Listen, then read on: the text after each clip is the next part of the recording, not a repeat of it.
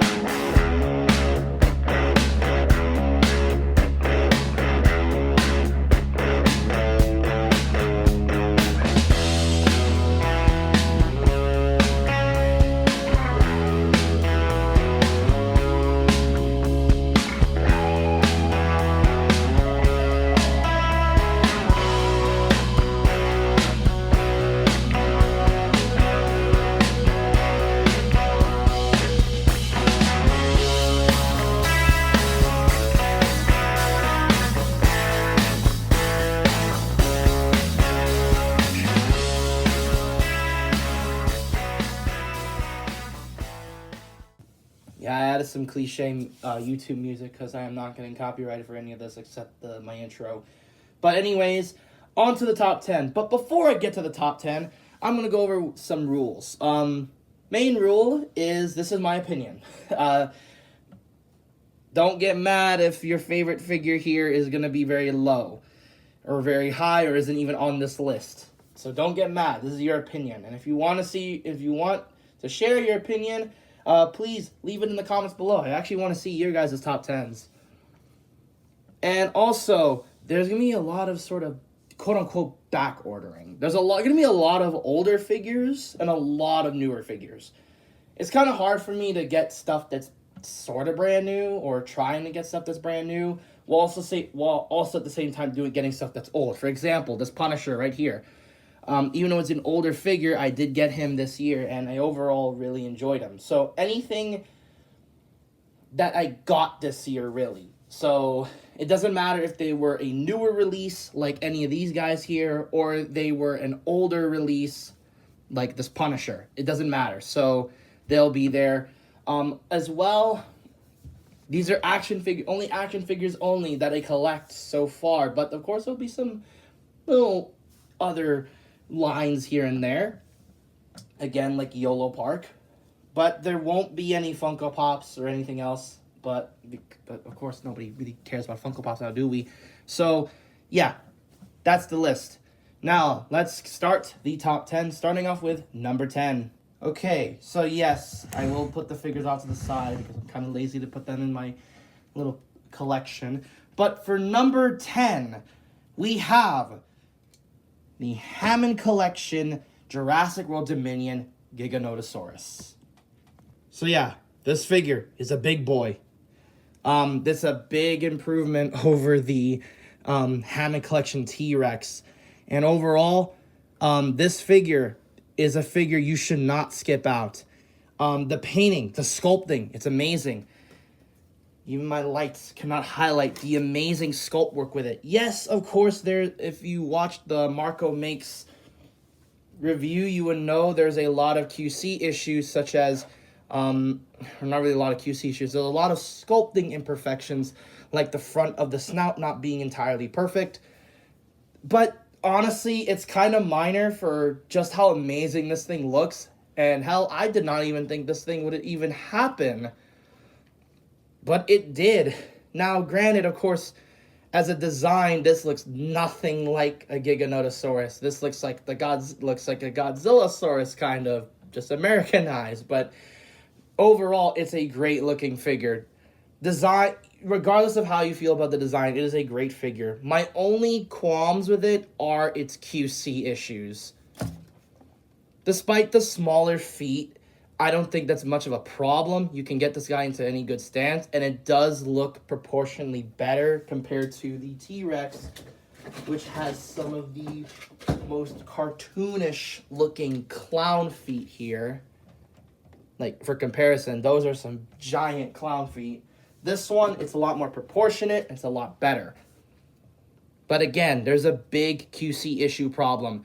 I've seen some copies with just a mold of plastic just plastered in front of it. And I've also seen other copies where it had two left arms or anything like that. So overall, it is kind of plastered with QC. But other than that, it is such an amazing figure that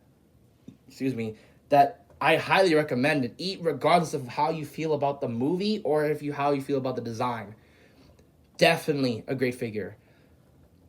So yeah, number 10.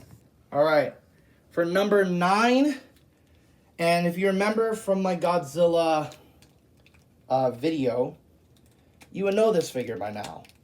So if you already know this figure, then there's no need for any explanations. But if you don't know this, please go watch that video, by the way. It's one of my best videos.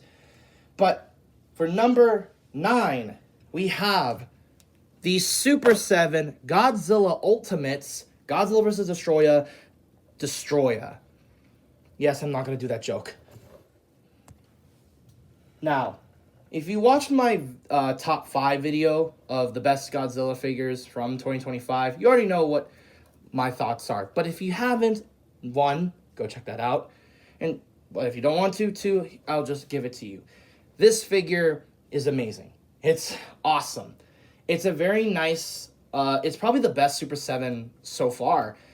Yeah, it's gappy, especially the thighs and the arms, but it's very much worth it. Yes, he has wonky paint in the teeth, but everything else is very crisp. And even better, it's not too glossy, unlike most Super 7s. Yes, he has accessories, but they're not annoying as much as others, although the alternate head gimmick is starting to become a little bit of a problem. Otherwise, this figure is absolutely fantastic. It's a great figure.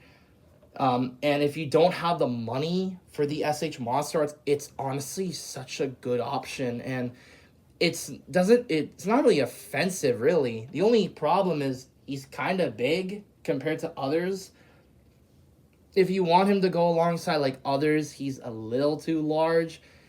He really only kind of scales sorta with other characters from the Super 7 line, like Burning Godzilla or Meltdown Godzilla.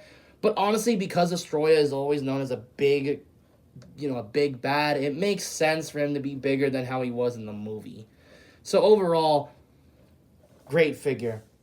Definitely would recommend. And I think it's even more getting a reissue, so definitely get it. So yeah, number 9. Alright, for number 8, this is coming from the X-Men 97 series. We have the Marvel Legends X-Men 97 Nightcrawler. Did I have any plans on getting this guy? Not really, but, I saw it at GameStop and I figured why not get it. Especially because he's kind of a little bit expensive. And overall, I really love this guy. Not even because of a bias reason. I think he's just such a great figure to pose, despite some of the things, which I'll get to. He has a very nice, crisp paint scheme, and it's all pinless, which is awesome. The colors are great. The sculpt work is awesome, especially on his head sculpt. It's absolutely nicely well done, and it looks very nice. My only gripes are the fact that it's a bit on an outdated mold, and even more, I wish it came with, and this is spoilers for X-Men 97, I've seen spoilers for it, but I wish it came with another alternate tail, and maybe some gripping hands to give him like 3 swords like in X-Men 97, which would have been really cool. Overall, I really love this guy. It's a very poseable figure, and it's very nicely well done. No problems about it here, other than it being a little bit outdated. But even then, it's still very poseable. You could get some good poses. Just wish there was more of a diaphragm joint there. But yeah, other than that, number 8. Really good figure here. Alright. Number 7 is going to be a twofer. 2 figures. Well, technically 3 figures. But it is a Wolverine twofer. That being the Marvel Legends 85th Anniversary Astonishing Wolverine. And the Marvel Legends 50th Anniversary Wolverine, or Logan and Sabretooth. If they can both stand. There we go. I know it's kind of disobeying the rules, but honestly, these 2 figures, it's kind of hard on which one I think I recommend. Oh, and Wolverine fell. Let's start off with Wolverine first. I'm just gonna say it. This Wolverine is probably the best Wolverine that Hasbro has made. Everything from the very nice painted detail to the updated articulation, like the diaphragm joints, to even the added accessories like an open palm hand, a pointing finger hand, which give him so much expression. My only issue with this figure is, I know I said a lot about how the articulation is great, but sometimes the articulation has a lot of problems, such as a lack of boot swivel. The diaphragm joint, while is not entirely useless, does feel like it's kind of pointless. And if you do notice it a little bit on my copy, there are instances of the figure's blue paint for some reason just smearing onto like the end of the onto his armpits for some reason. But overall, despite those complaints, it is such a nice figure. It's probably one of my favorite Wolverines. Yeah, I know I'm not used to small midget size Wolverine, but this one is just really good. I even loved like the painted chest, the little painted arm hair and everything like that. It's very good. And as for the Logan and Sabretooth 2-pack, let's be honest with ourselves here. You're mainly buying this 2-pack just for Sabretooth. But that doesn't diminish the Logan either. Let's start off with the Logan because I think, let's be honest, nobody came here for that Logan. But he's pleasantly really good. Yeah, he's still pinned. But overall, he's very nicely well done. A very nice update to the other civilian Logans. Painted, he has a painted arm hair. He has a very much a new body, which is awesome. The head sculpts are great, even though I don't understand why he needs 2 cowboy heads instead of like an unmasked screaming head. I don't get that. But overall, it's a very nicely done civilian Logan figure. But again, you're mainly in it for Sabretooth, which is on that I think that Omega Red body, which finally, because this thing is awesome. My only gripes with it are mine had a weird QC issue where the bicep was just a little too loose, so I had to put some nail polish on it, and the paint would occasionally chip off. Like, especially on his thighs, if you could see there. But outside of that, this Sabretooth is amazing.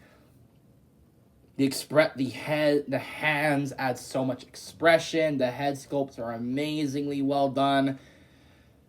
The articulation is phenomenal. And even though I wish he was pinned, overall, I'm so happy I got this Sabretooth. It's just such a nice figure. It's so good. It's so fun. It's so poseable.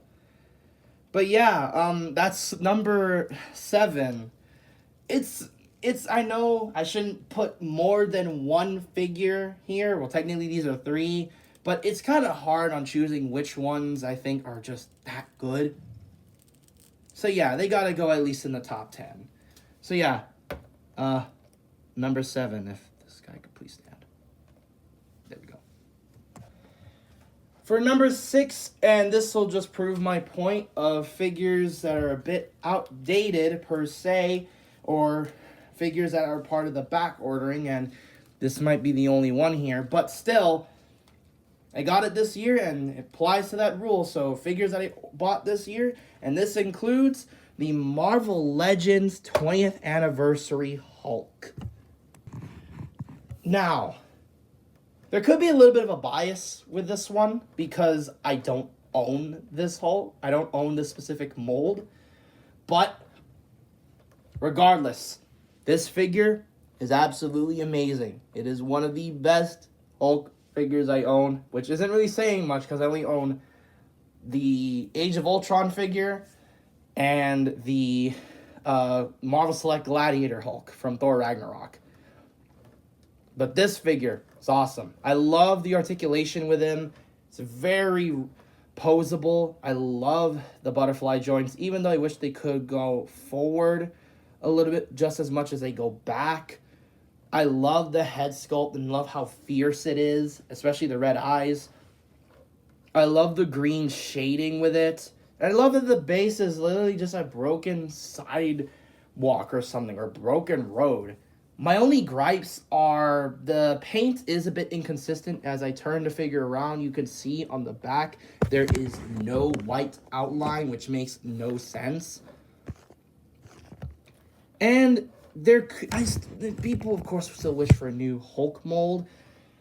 But overall, I do think, for me, this is the best of the 20th anniversary line. And this is probably the best Hulk figure I own. And probably my only Hulk figure I own in general, unless if it's counting another character like Red Hulk, or, of course, another updated one like MCU Hulk. But yeah, he's my personal favorite. So, number 6. believe I honestly don't remember these list names, bruh. All right, for number 5, we're reaching the top 5 already. We have the Transformers Studio Series Leader Class Megatron from Studio Series Megatron from the Bumblebee movie, the concept series. This figure, no one was expecting. No one. Not anyone. But I'm pleasantly happy and surprised. This figure is just amazing. This is probably the best Megatron figure I own. The articulation is immaculate. Again, import level quality. Butterfly joints and all, and articulated fingers.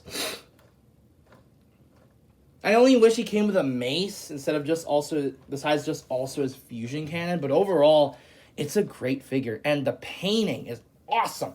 Chromed out and everything. Please, do more of this, Hasbro. And don't do something like the original other Megatrons where they have to be like this dark, plastic gray, which looks really ugly. This is what you should do. Now, why is it top number 5? One key issue. I don't like this figure's transformation. It's confusing. Which generally with Transformers figures, they need to be a nice balance between complex yet simple. This guy, it feels so complex and not in a good way because there's not really any ports or anything you could really note. And it felt like I needed to get the instructions. Also, I have no desire to get this guy into any of his alt modes. They all just look really ugly looking. And don't really fit the whole tone for me compared to the robot mode. And at that leader price, it's kind of hard to justify saying that this figure is a leader class. Because he kind of scales a little bit well with Voyagers. Although he is a little, of course, bigger. But overall, get this figure if you can. Please, don't skip out on it. It is an amazing figure. Probably the best Megatron figure of all time. And probably the best Transformers figure of 2024, to be honest with you. So, yeah. Number 5. Alright, because laziness has hit me like a bus. I am not going to get them out. But if you already saw my Godzilla figure, top 5 Godzilla figures of 2024, you would already know them. So for number 2, or number 4 and number 3, we have the SH Monster Arts Godzilla 72 at number 4, and for number 3, the Hiya Toys Muto. I'm going to put pictures on screen and know what I mean, but overall, they're just amazing. Godzilla 72 has a bit of problems, of course. For me, it's the QC issues and some of the articulation choices, which makes it really hard to justify his price. But overall, he's a great figure, and he's very fun to pose, and despite his flaws, I enjoyed him. And then we have the female Muto, she's just amazing. The fact that we even have a female Muto figure is just impressive. What felt like uncertainty, we were uncertain to get one. Now we actually have one. And the fact we do is just awesome. The articulation is great. The painting, the sculpting is awesome. It's probably the best value ever for me. It's just an awesome figure. And I hope, people could find one because it's just that good. And if you hear clicking in the background, that's because I am literally transforming something and again, just fiddling with it. But yeah, number 4 and number 3. All right, for number 2, again, another twofer. But to me, in my justified argument, they're basically kind of the same figure. That being the Jakks Pacific Sonic 3 Shadow the Hedgehog with goofy looking legs. But most of all, Sonic. Please stand. If you've seen reviews, you already know how amazing these things are. And Sonic fell. But these figures are just amazing. They're awesome. For how much are these? Like $14-$20? These things are awesome. First of all, their articulation on both of them is amazing. In terms of paint, the sculpting, it's awesome. My only complaint is how kind of glossy everything is. But overall, and I don't get the whole transparent eye gimmick. It's not like Jack Specific is trying to do something like their Mario figures where they just follow, where the eyes follow you, which is genuinely really creepy. But it looks, I guess, real. But the painting and the sculpting for these are just amazing. Now, Shadow here, of course, there might be a bias here because I love Shadow. And it's a great figure, don't get me wrong, Shadow's awesome. But I do find myself preferring Sonic a little bit more. Because the QC on Shadow is very iffy. I do think, though, painting and sculpting-wise, Shadow is better. A lot more paint went to this than with Sonic. That's because Sonic's sort of basic-ish. Shadow, I mean, yeah, but then you have this gauntlets, you have his shoes, you have his hair, different, hair and everything. But there's a lot more QC issues with Shadow than with Sonic, such as the loose abdomen or diaphragm joint, and his legs being super duper tight, which for some reason I don't understand. And that's really my only complaint with these Sonic figures, is that they're weirdly fragile at times. Now, granted, Shadow and Knuckles, Sonic here is probably the best among them. Like, I can get this guy into a single pose with 0 problems. Like, he's the best in terms of quality control. But Shadow, he's still good. He's just very iffy in terms of QC. One thing, too, I also forgot to mention that is awesome is the fact that these figures all have not alternate hands, but articulated fingers. That you can make them literally hold something. Like, I literally can give Shadow here, go off camera for a bit, and hopefully it stays. You can give Shadow like a little hook sword for a weapon. That is awesome. And I've seen people literally put like little action figure guns for them. So yeah, overall, amazing figures. If you can, definitely get them. Just get the whole set, man. They're awesome. So yeah, number 2.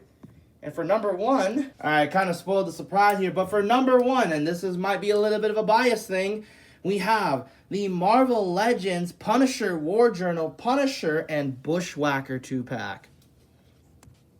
What is there that needs to be said? Now, granted, Bushwhacker might be a bit iffy for some because he's on that reuse Punisher Riders mold. With, of course, that's a reuse of Luke Cage because of the legs. But overall, it's a very nice figure. It's something new, You don't really get that many Punisher villains other than Jigsaw. No, you wouldn't really get any other Punisher villains in general. So it's nice to get another one besides Jigsaw. And it's very nicely well sculpted. Even the disgusting penis gun. But I think the main standout here is the Punisher himself. Of course, if you think of comic book Punisher, you would think of him with the white boots and the white gloves with the black, suit. But this is amazing. I don't even know what to say. It's amazing. The sculpt is awesome. The articulation is magnificent. The accessories are great. The head sculpt is awesome. The head sculpts are all awesome. Even the screaming one is awesome. And overall, it's such a fun 2-pack. And I really hope they can also just release that Punisher as his own thing. Yes, it's a bit outrageous that he's the only one here. And it might seem like a bit of a bias, but I'll be real with you. It is so hard to say which figures are my favorite and which ones are kind of my least favorite. So there's a lot of good figures. So yeah, overall, this is probably my go-to Punisher figure and definitely my favorite Marvel Legend of the year. So yeah, that's my top 10. Thanks for watching. Like, subscribe, hit the bell. It's a bit of a messy one. I was sort of rushing it because I didn't want to, stall on it, procrastinate on it. So I figured, why not I start doing it? So yeah, that's my top 10. Yeah, thanks for watching. Like, subscribe, hit the bell, and share this video with your friends. My goal is to, again, get to about 1,000K before the end of the year. And I hope that you have a good rest of your day. And yeah, I'll see you guys next time. Bye bye.